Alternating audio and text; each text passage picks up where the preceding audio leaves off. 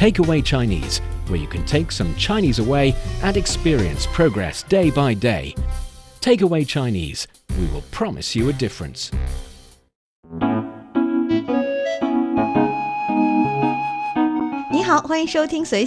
Welcome to Takeaway Chinese. I'm Niu Honglin with Steve here in the studio. Hello, Steve. Hey, thanks for having me again. Always a pleasure. Doing Takeaway Chinese is fun because we are able to talk about the things that we're quite familiar in life, yet the expressions or the way of saying them, and even sometimes the forming of certain word can be quite surprising from a linguistic point of view. I would agree with that. Yeah, sometimes it makes sense. Sometimes it requires a little further explanation. Like 水果. Right. Watery result being fruit. Yeah. Because the fruit is very water. That contains one, a lot of water. I needed a little bit more explaining. Yes, but that's the fun thing. From the words, from the expressions, we get to know how people understand the world using that language. I've heard a theory saying that for those people whose native language does not have tense, for example, in English, you have past tense, you have present tense, you have future tense. And in Chinese, we don't really have a structure separating those things differently or have different format or version of the verb suggesting it's for future or for the present or for the past.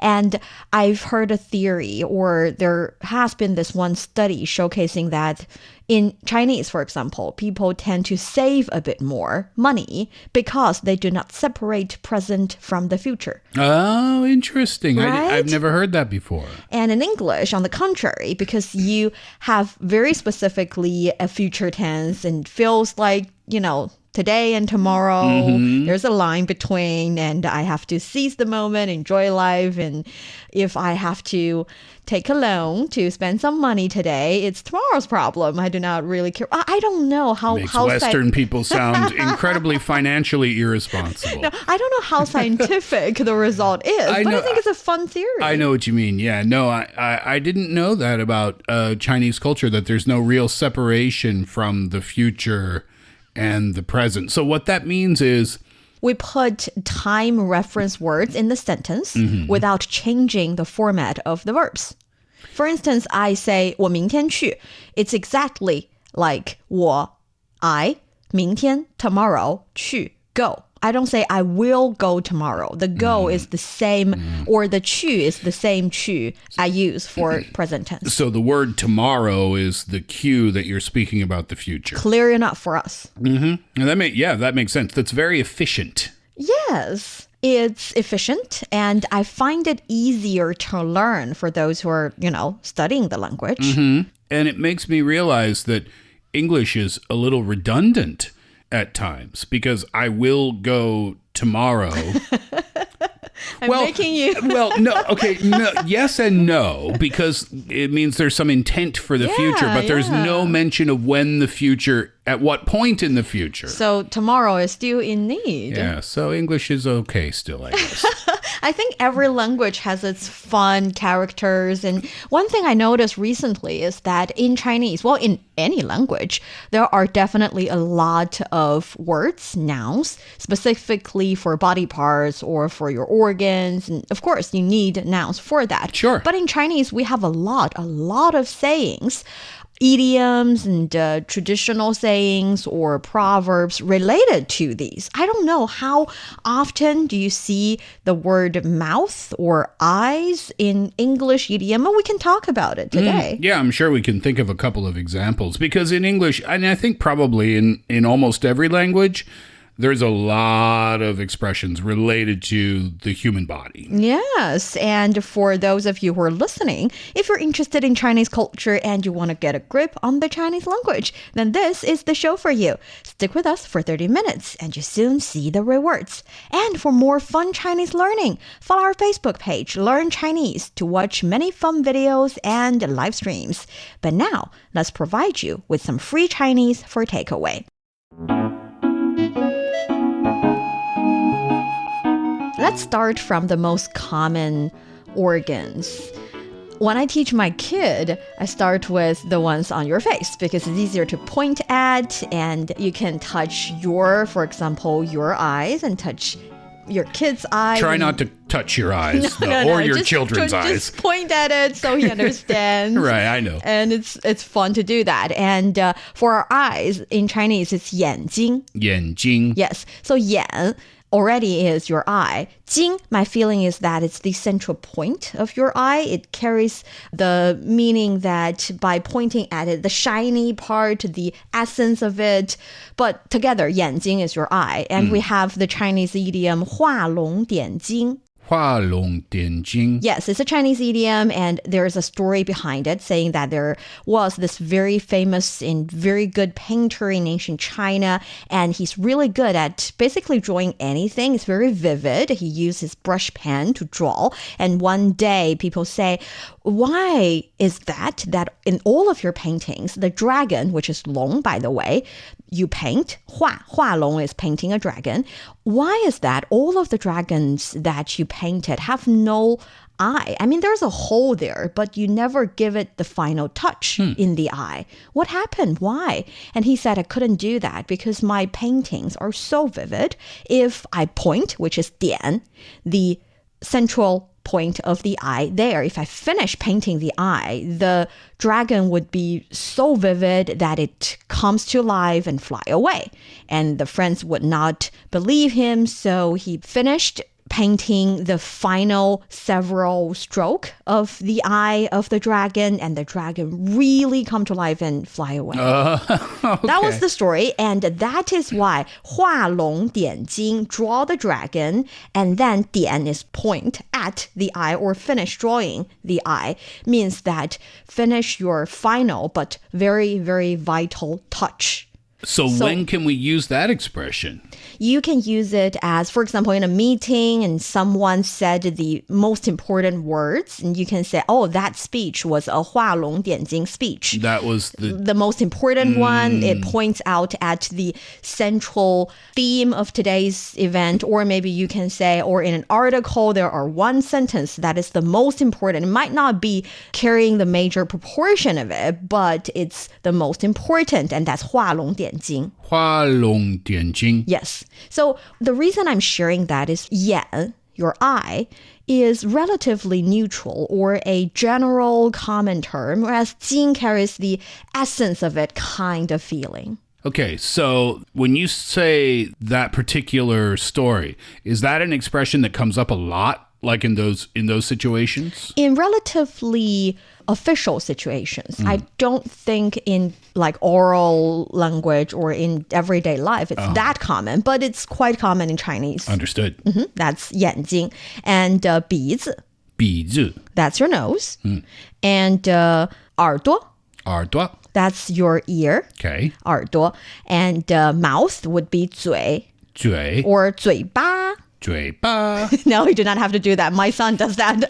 That's why I did that. Stop trying to teach me to talk like a baby. 嘴巴. 嘴巴. No, I have to do it now.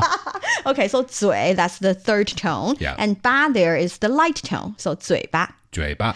And those are the common ways. We mentioned in Chinese, in Mandarin, we like 2-syllable words.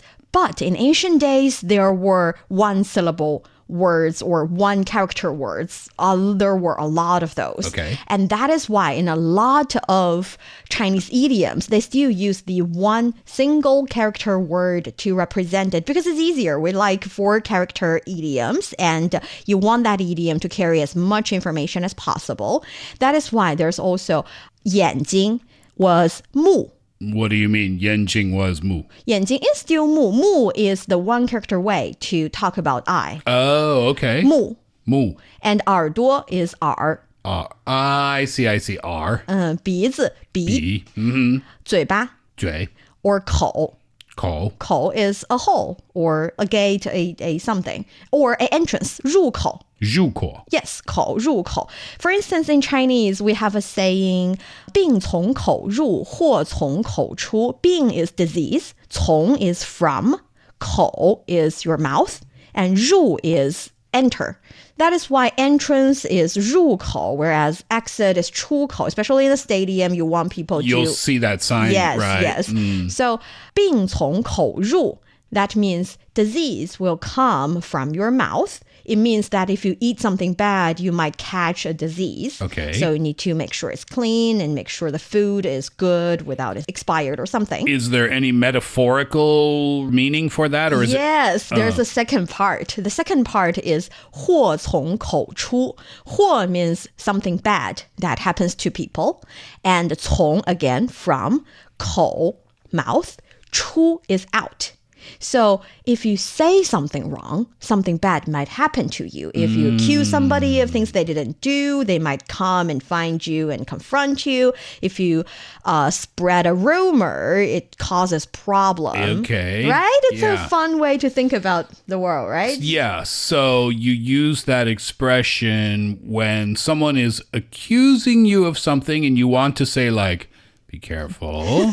That can happen. Or you want to describe the situation where somebody accidentally said something wrong. It can be a secret that should not be shared. Or, it can yeah, be... that's what I was going to say. Or somebody's gossiping. Yes, Then you can yes. say that then too. Yes. You can say it directly to those who are making trouble with his words, or you can, gossip about other people gossiping and causing problems. Yeah. It's just, Chinese idiom. I got it. It's a fun one. And the reason I am also sharing about 目 being your eye and 耳 being your ear is because there's another idiom, 耳聪目明. 耳聪目明. 耳聪目明. It's a very important one because there are so many other expressions related to this one. To start with, 耳 is your ear. 聪 means you can hear clearly. And in Chinese, if someone is having problems hearing and even deaf, you say 失聪, 失聪, losing 聪. losing 聪. No, 聪 is the 耳聪, the Chinese character. So if you're losing the 聪 thing in your life, it means that you're losing the ability to listen very clearly. Okay, so we use that when people are kind of not paying attention? No. It's really talking about a literally. physical, medical situation. I'm just saying 聪, this character, is representing being able to hear very clearly, the Okay. ability to hear. The ability to hear well. Yes, that's 失聪. If you say 他失聪, it means this person cannot hear. And the 目 we know is eye. 明 can be bright. And we believe that if your eyes are very bright and shiny and you can see things very clearly, and even very far, it's 明. 明. So 失明, losing the bright, you're losing the ability to see. And that's a literal meaning. Yes. So 失聪 would be deaf. 失明 would be Blind. Okay. right? So 耳聪目明, if this person can see very clearly, can hear very clearly, you're describing someone who is, to start with, can see and hear very well, but also you're saying he or she is very aware of the surrounding area. They're very sensitive in a good way, not that emotionally sensitive, but very having the ability to know about the surroundings quite well. And that's how you form that word. And I'm mentioning this because if you put 聪 and 明 together, the ability to hear and the ability to see very well and very smart. 聪明 is smart. Okay. Right? I see the connection there. 聪明. 聪明. 聪明 means you're smart. You're smart. Like you're intelligent. aware of things, intelligent, and you know stuff. Okay. That because I didn't used to draw the connection among all these things until I started to, study the languages Analyze and it, sure. learning the languages. It's a fun thing, in my opinion. I agree with that. Yeah. And when you hear the logic behind it, it makes it easier to remember and easier to understand. Yes, and we already know that. Oh, that's the thing in Chinese. Because there are different ways to address the same thing, you would see that being represented or being used in other fixed phrases or idioms. Remember not to change them, not change it to the word that is usually interchangeable in other situations. For example, we talked about 嘴 being your mouth, Yeah. and 口 being also your mouth. In this specific Chinese idiom, 七嘴八舌.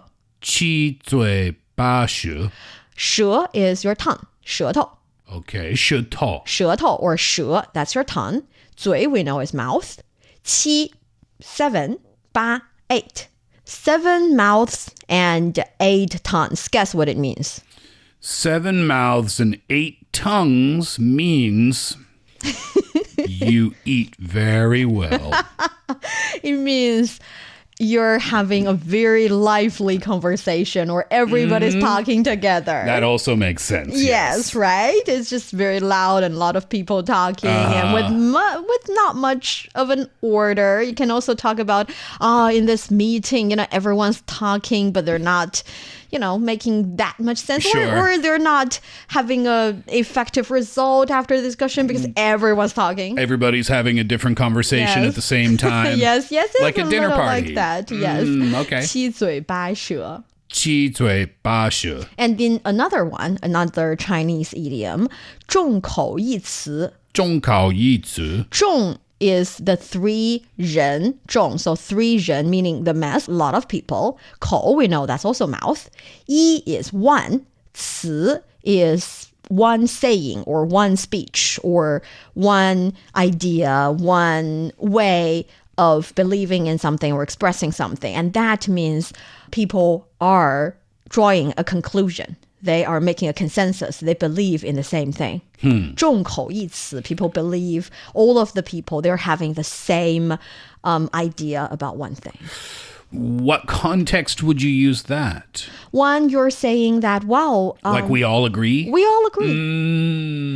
And my initial point about these two idioms was that you cannot change the character in one idiom to another character that you think means the same thing. Yeah, because you can have different words for the same body part, but you can't use those interchangeably in the idioms because an idiom is an idiom. Yes, precisely. Got it. So those are some body parts or some organs that in Chinese that are frequently used in idioms. There are so many. Is there anyone in English, for example? Let me see if I can find a Chinese equivalent. Well, I want to go further down the body all the way to the bottom to talk about dancing or the inability to dance. 2 left feet. I have 2 left feet means I can't dance. Can you see the logic there? Yeah, right? yeah. Do you have that kind of expression in Chinese? Not really. We do not have an expression specifically talking about being bad at dancing, but we do have one talking about being not very coordinated with your body parts in the sense that we say 同手同脚. 同手同脚. 同 is the same. 手 is your hand. 脚 is your foot. So 同手同脚 means when this person moves his left foot and left hand together and then right hand and right foot together, very clumsy. I think you just described my dancing style. That's my best move. Okay, so 同手同脚, that would be talking about this person, being not lack of coordination. Yes.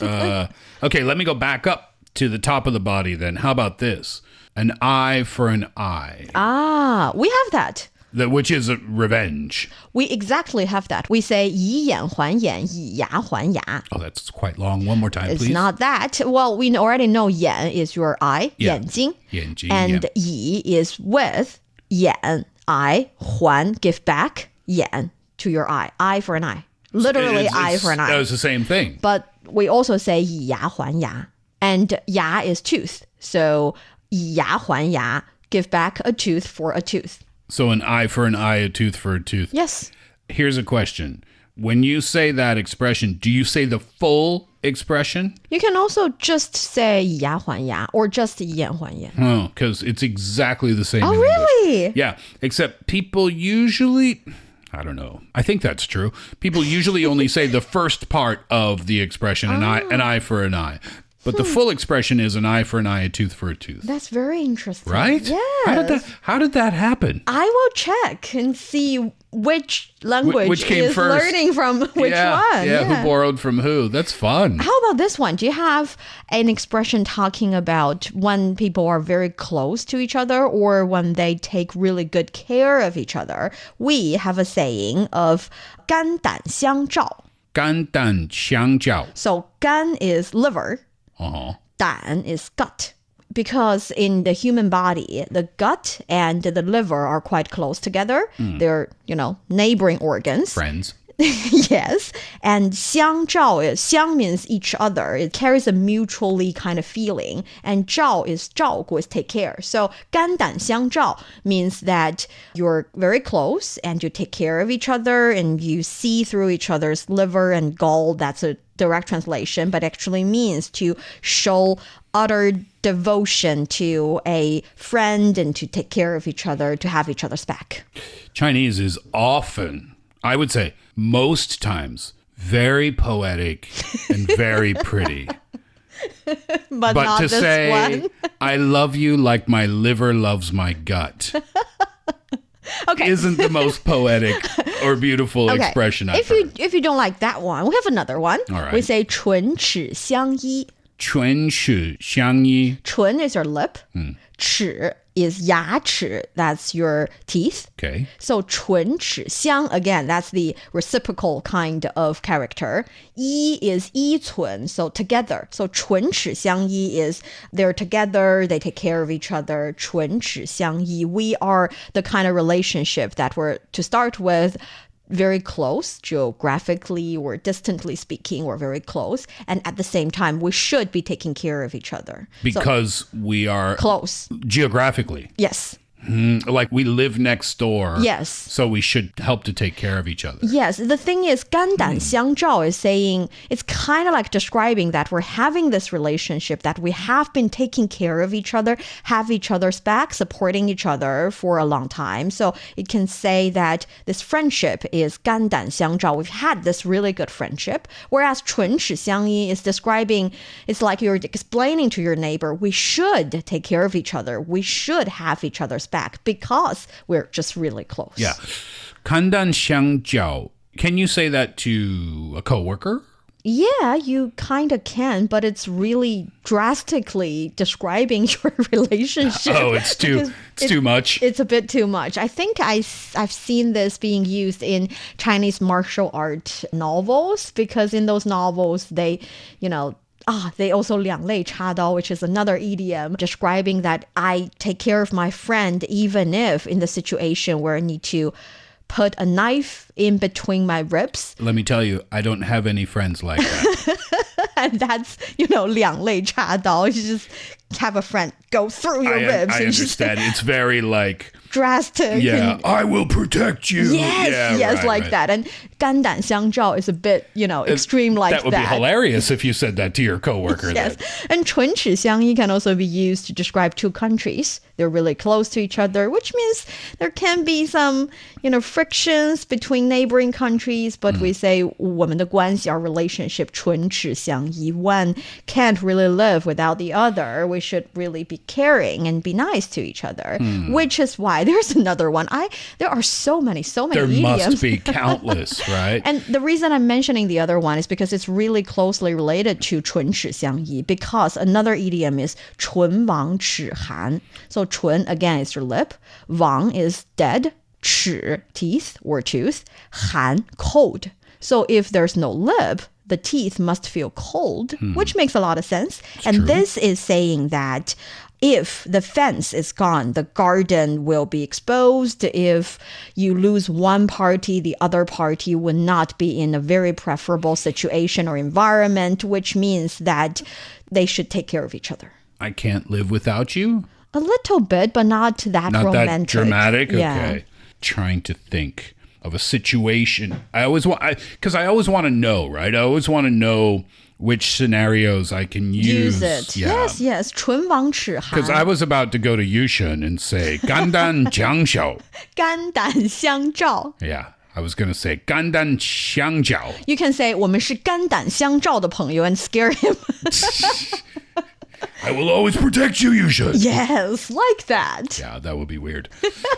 So for this one, your teeth will get cold if you have no lips. I understand what it means. Like you won't function as well if the other is not person around. isn't around. Oh, by the way, I think these are more used for scenarios of neighboring countries instead of people. Okay. You kind of can, like 肝胆相照，我们俩的关系，我们俩肝胆相照. It's a bit drastic, it's a bit, but for countries, it makes a bit more sense. Yeah. When you're talking about, international relations. For two neighboring countries, you say, 我们的关系唇齿相依，一衣带水，唇齿相依. We're really close to each other. There's only a river parting both of us, or we share the same river, and we should be nice to each other because we're like lips and teeth. One will not be that happy without the other. Yeah, I understand. But that one you wouldn't use it about, like if your coworker is leaving the company, then you wouldn't say, because in English you would say like, oh, it's not going to be the same without you, which is kind of what we're talking about here. Yes, but maybe no. Okay. Because they're implying that with you going, I'm going to die. That's not the same as won't be the same without you. Yeah, right. Yeah. That's like saying, I will cease to exist. Yeah. Since you're leaving. So I'm accusing you for doing something horrible to me. Yeah, that's right. That's a bit weird. But there are many, many, many more fun idioms in this regard. And hopefully if you have learned one fun expression, one very interesting Chinese idiom related to body parts or organs that you want to share with us, please leave that in the comment area. Let us know which one is your favorite organ-related Chinese. Can we say to our listeners, we can't live without you? Without you, we will cease to exist. Do not threat our listeners. It's not a threat. It's a compliment of sorts. It is a compliment. Well, let me just say it in English then. Thank you, as always, for listening to Takeaway Chinese. Without you, we don't have a great show. Yes, and that's totally true. Okay, and totally acceptable for broadcasting. Yes, much, much better. Yeah. And thank you so much for listening to this episode of Takeaway Chinese. Please let us know if you've enjoyed the show. And again, what is your favorite Chinese idiom related to organ or not? While you're on that, make sure you leave us a 5-star rating as well. 感谢收听，我们下次再见。 Thanks for being with us today. See you next time.